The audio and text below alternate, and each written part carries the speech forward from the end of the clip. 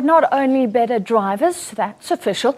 And a recent survey conducted by Worldwide Works reveals that South African small businesses owned by women have a better chance of being profitable than those run by men. The survey reveals that 78% of female-run SMEs are profitable, compared to only 70% of those run by men.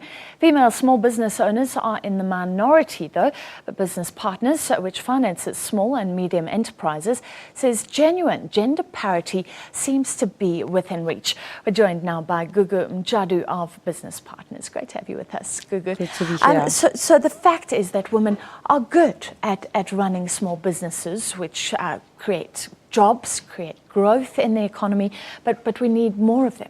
They just need to venture out into entrepreneurship. And as business partners, we're inspired by the clients that approach us, because we're seeing an increase in the number of women that are applying for finance and actually getting approved for finance, because it doesn't help to just apply for finance and you don't get it. So they're still way in the minority, but it is slowly getting better. With our company, it's not in the minority. I wouldn't say that, because if you look at the last financial year, 41.6% of investments went to women. And the previous financial year, 41.2% it went to women. And if you look at 2010, that's a 50.8% growth in the investment going to women. So that's incredible. A good thing. Yeah. So we think, while the figures out there might say otherwise, we think that there's a growth in female entrepreneurship, and we should nurture it as a country. That is wonderful. And just explain what kind of companies you provide funding to. So entrepreneurs approach you.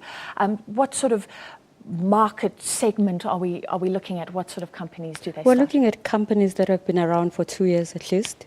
We're looking at companies that are looking for finance to grow their businesses, which is so somebody looking for they have proved themselves. So you're looking at somebody who's looking for 500,000 to 25 million rands.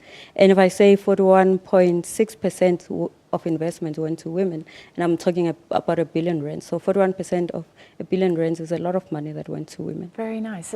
So women are starting to take risks, because that's what entrepreneurship is about. It is about that. But I think it's driven by a lot of things. It's not just because women are wanting to go into entrepreneurship. They've gained the confidence to go into entrepreneurship based on their experience. I think we have to praise the corporate South Africa and praise government in a way, because if you look at it, people are now are being trained in sectors where it was previously for men, and therefore they're gaining the confidence to go into business in those sectors, but they're also working in those sectors, which means when they start their businesses, they're starting with the experience, which will help them to run better businesses. I was actually going to ask you about that, because we have an unemployment problem with the youth, and a lot of people say, well, go out and be an entrepreneur, but you need a whole lot of skills often to run a successful business, and it just seems to work much better if you have been in a company before. It does work better,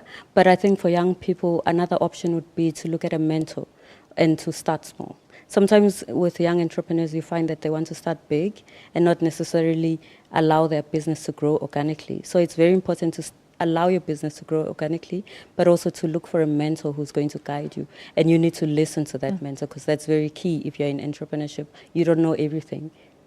Lovely to chat to you. Thank you very much. That was Gugu Mjadu of Business Partners.